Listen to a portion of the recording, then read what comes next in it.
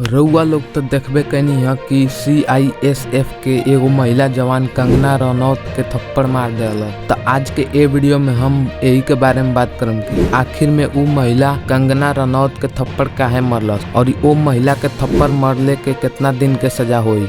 तो वीडियो के अंत तक देखी, अंत में पता चल जाए कि कंगना रनौत के थप्पड़ काहे मरलस ई महिला। हम है भोजपुरिया तड़का और हम सुनाओनी भोजपुरी में न्यूज बड़का। तो रउआ लोग भोजपुरी में खबर सुनल पसंद करनी तो का सोचत बनी, फटाक दे चैनलवा के सब्सक्राइब कर लिए और घंटी जरूर दबाएं। चले वीडियो शुरू कर जाओ।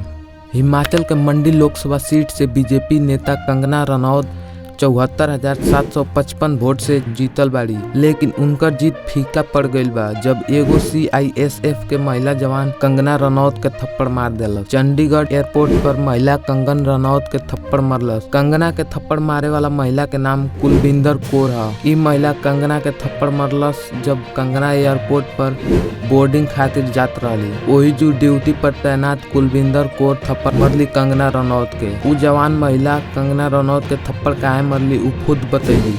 कहली कि कंगना रनौत के किसान आंदोलन पर जौन बयान देले रहली उसे हम बहुत गुस्सा में रहनी, यही से हम कंगना रनौत के थप्पड़ मार देनी। कंगना रनौत सोशल मीडिया पर पोस्ट कैले बाड़ी कि ई महिला हमके गाली भी देलक। ए महिला जवान के सस्पेंड कर देवल गईल बा और एकरी खिलाफ FIR भी दर्ज कईल गईल बा। रउआ लोग ई सोचत होखम कि आखिर में एगो सांसद के थप्पड़ मरले के सजा का होला। तो सुनी, भारत में केहू के थप्पड़ मारल एगो जुर्म के कैटेगरी में आवेला। ए तरह के मामला में पुलिस IPC के सेक्शन 223 के तहत केस दर्ज करेला। ये सेक्शन के तहत लिखल बा कि अगर केहू के चोट पहुंचावता तो ओके 1 साल के जेल हो सकेला। तो रउआ लोग के का लागत बा, ये महिला के कितना दिन के सजा हुई कमेंट में बताई। और ऐसने खबर भोजपुरी में सुनल पसंद करनी तो का सोचत बनी, फटाक दे चैनलवा के सब्सक्राइब करी। मिलतनी आगे के ताजा खबर में, तब तक खातिर जय हिंद, जय भारत, धन्यवाद।